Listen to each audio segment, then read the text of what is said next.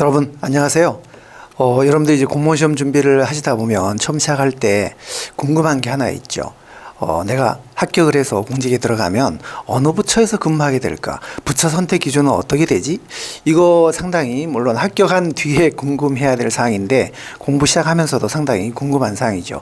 그래서 그런 질문들을 많이 하시는데 제가 이 시간에는 그런 부분에 대해서 여러분들하고 함께 이제 좀 얘기를 나누도록 하겠습니다. 우선 공시 합격 후에 일반적인 임용 절차가 어떻게 되냐면 일단 필기 합격을 해야죠. 필기 합격을 하고 최종 합격을 해야 되는데 그러려면 이제 면접에 통과를 해야 되고 그 다음에 최종 합격을 하게 되면 이제 부처 결정을 하게 되는데요. 부처 결정을 하기 전에 신원조회를 합니다. 신원조회. 그래서 뭐 성폭력 전과가 있다든지 뭐 이런 거 여기서 이제 걸러지게 되는데 부처 결정을 하고 나서 이제 임용을 하거든요.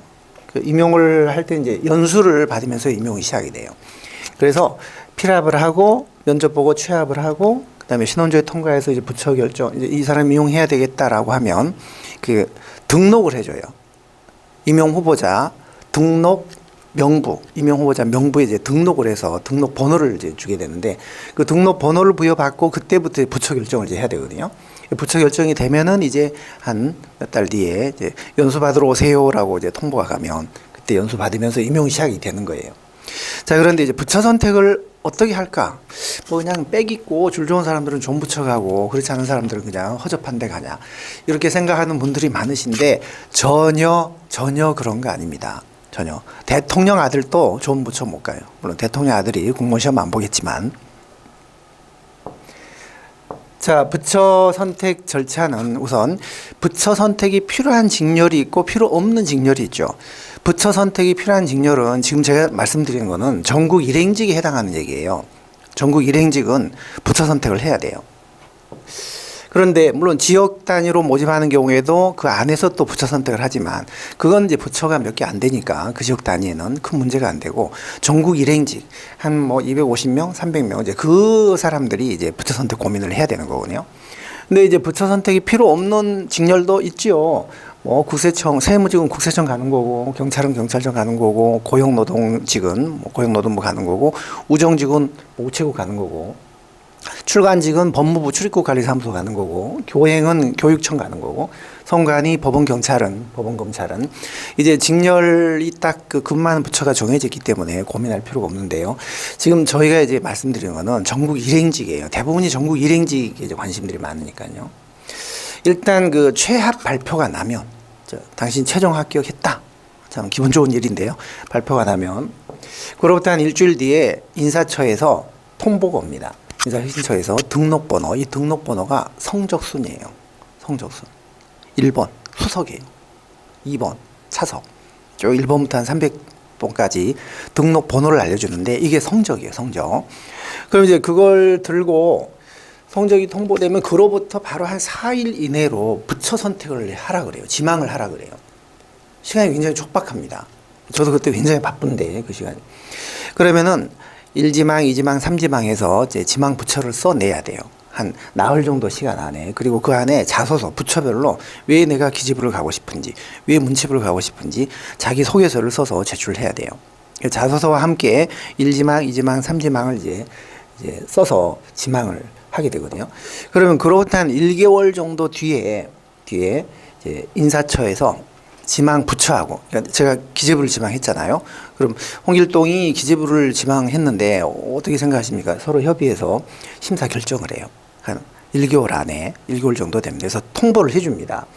통보를 해주는데 이제 이게 배치가 안 된 궁합이 안 맞아서 나는 기재부 가고 싶은데 기재부에서는 너 싫다 그러고 1지망, 2지망, 3지망이 다 안 돼가지고 선택이 안 되는 경우가 있을 수 있어요.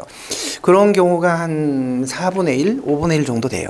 한 20%, 한 30% 정도, 20%, 25% 정도. 인사혁신처에서 전화가 옵니다. 당신은 선택이 안 됐어. 근데 이 전화가 안 와야 돼요. 전화가 안 와야지 뭔가 선택이 된 건데, 전화 안 오기를 기다려야 되는데, 불행하게도, 당신은 선택이 안 됐습니다. 그럼 지금 남아있는 부처 중에서 골라가야 합니다. 하면서 남아있는 부처를 얘기해 주거든요. 어느 부, 어느 부, 어느 청 이렇게. 그 중에서 즉석에서 그 중에서 선택을 해야 돼요. 그것도 성적 순으로. 성적이 좋은 사람 중부터 전화를 해요. 그래서 골라가면 그건 없어지고 이런 식으로. 그러니까 이렇게 되면 이제 정말 남아있는 별로 썩 가고 싶지 않은 부처 중에서 선택을 해야 되니까 상당히 좀 괴롭습니다. 그래서 이런 일이 없도록 부처 선택을 자기 성적과 이런 거 잘 감안해서 잘 해야 되거든요. 잘 해야 되는데, 자, 그럼 어떻게 부처 선택을 할까? 부처 선택을 할 때 보면 흔히 여러분들이 이제 고민을 많이 합니다. 합격은 했는데 어느 부처를 갈까? 흔히 알고 있는 선배들한테 전화를 하죠. 뭐 선배 전화해가지고 선배 거기 어때요? 저 거기 갈라 그러는데 가도 되겠습니까? 하면 그 선배가 뭐라 그래요? 백발백중 전부 여기만 오지 마라. 여기만 오지 마라. 강 건너편은 늘 아름다워요. 자기가 근무하는 부처를 좋게 보는 사람들이 거의 없어요. 대한민국의 공무원들 전부 남의 떡이 커 보여. 저는 정부 조직 업무만 한 18년을 행안부에서 근무하면서 18년을 했기 때문에 각 부처를 진단 나가보고 외국의 사례도 살펴보고 우리나라 정부 조직이 앞으로 어떤 식으로 성장해 나갈 건지 그 경로나 이런 것들을 그나마 제가 뭐 제 자랑 같습니다만 그나마 좀 객관적으로 알고 있기 때문에 저는 좀 객관적일 수 있는데 해당 부처 공무원들한테 물어보면 다 뭐 여기는 오지 마라 이런 식이에요. 그럼 그걸 가지고는 정확한 조언을 얻을 수가 없는 거예요. 자, 부처 선택 기준. 우선 필기 성적이 가장 중요한 영향을 미칩니다. 필기 성적. 그러니까 등록 번호가 필기 성적이거든요. 필기 성적 순. 이게 가장 중요한 영향을 미치고 그다음에 자기소개서도 이제 제출을 하는데 이건 부처에 따라 비중이 조금씩 달라요. 그리고 어학 성적도 보는 부처가 있어요. 토익, 토플. 어학 성적. 토익, 토플. 근데 이거는 부처 심사 결정일로부터 2년 이내 성적이라 해야 돼요. 2년 이내. 그거 잘 살펴보셔야 돼요. 2년 지난 거는 인정을 못 받습니다. 이 세 가지가 부처 선택을 할 때 고려하는 기준인데 이제 최종 합격을 하시면은 여러분 인사처에서 어느 부처는 몇 프로 본다, 이거 몇 프로 이렇게 알려줘요. 필기는 60에서 90% 정도 봅니다. 부처마다 달라요. 근데 모든 부처가 필기 성적은 다 이거에 따라 등록번호가 나오니까요. 많이 보는 데는 90%를 보고 조금 보는 데는 60%를 반영을 하거든요. 이건 모든 부처가. 자, 자소서는 10 내지 40%예요. 많이 보는 부처는 40%. 예를 들어 필기 성적 60, 자소서 40 이렇게 하겠다. 이렇게 결정하는 거예요. 모든 부처가 비중의 차이는 있지만 자소서는 다 봅니다. 그리고 이제 어학 성적은 안 보는 부처가 많아요. 일부 부처가 보는데 그 일부 부처가 문체부, 산자부, 중기부 뭐 이런데요. 문체부, 산자부, 중기부, 보건복지부 해마다 조금씩 다른데 한 5, 6개 부처가 이걸 보거든요. 1, 20% 정도. 10% 보는 데도 있고 20% 보는. 그러니까 이걸 합쳐서 심사 결정을 하는 거예요. 그런데 이거는 자소서 같은 경우는요, 정말 작가 수준으로 멋지게 글을 쓰지 않는 한, 멋들어지게 쓰지 않는 한 상 받기가 힘들어요. 그래서 아주 또 못 쓰지 않는 한 하 받지도 않아요. 그래서 대부분 중을 받기 때문에 이게 무슨 상대평가도 아니고 한 10명이 그 부처를 지망했다 그러면 한 8명 정도는 거의 중이고요. 한 명 아주 그중에 잘 쓴 사람은 상 정도 주고 아주 못 쓰고 하면 하를 주고 해서 자기소개서로 이렇게 뒤집는 경우가 간혹 있기는 해도 내가 자기소개서는 대부분 다 잘 써야 된다는 전제하에, 잘 쓴 전제하에 이제 하기 때문에 내가 자소서를 잘 써가지고 이걸 확 뒤집어야 되겠다, 성적을. 그거는 너무 욕심이고 그게 쉽지가 않습니다. 자기는 잘 썼다고 생각을 하지만 보는 사람 입장에서는 그게 또 시원찮을 수도 있고, 그러니까 너무 이거를 의존하면 안 되고 결국 필기 성적이고요. 이 어학을 보는 부처는 어학이 결정적으로 영향을 미치죠. 이거는 팩트잖아요. 이거는 굉장히 주관적인 거지만 이거는 상당히 객관적인 거잖아요. 객관적인. 요거는 주관적인 거지만 요거는 객관적인 거잖아요. 그렇기 때문에 이거는 어학 성적이 있으면 있는 거고 인정받는 거고 없으면 인정 못 받는 거니까 이건 어학 성적이 없는 사람은 이런 어학을 보는 부처를 지망하면 안 됩니다. 예를 들어 어학을 10% 보는 부처에 어학 성적 없이 지망을 하잖아요. 그럼 한 30등이 밀린다고 봐야 돼요. 필기 성적에서 30등이 앞섰지만 30등이 밀린다고 봐야 되고, 그다음에 20% 보는 경우는 한 5, 60등이 밀립니다. 그러니까 1등이 어학 성적이 없으면 50등하고 같은 거예요. 그러니까 엄청난 큰 영향을 주기 때문에 이 어학을 보는 부처에는요, 어학 성적을 이 없는 사람은 거의 지망을 안 하죠. 사실 안 합니다. 그래서 결국은 이 세 가지 중에 필기 성적이 거의 결정적으로 영향을 미친다. 그렇게 보시면 됩니다. 자, 그런데 부처 선택은 사실 제가 지금 이 상황에서 일률적으로 어느 부처가 좋다 뭐 이렇게 얘기할 수 없잖아요. 사람마다 전부 필기 성적이 다르고 자기 적성이 다르고 전공이 다르고 뭐 희망이 다르고 참 여건이 전부 다르기 때문에 이건 일률적으로 지금 어디가 좋다 이렇게 얘기를 할 수도 없고, 또 그렇게 얘기를 하면은 부처 사람들이 저를 혼내요.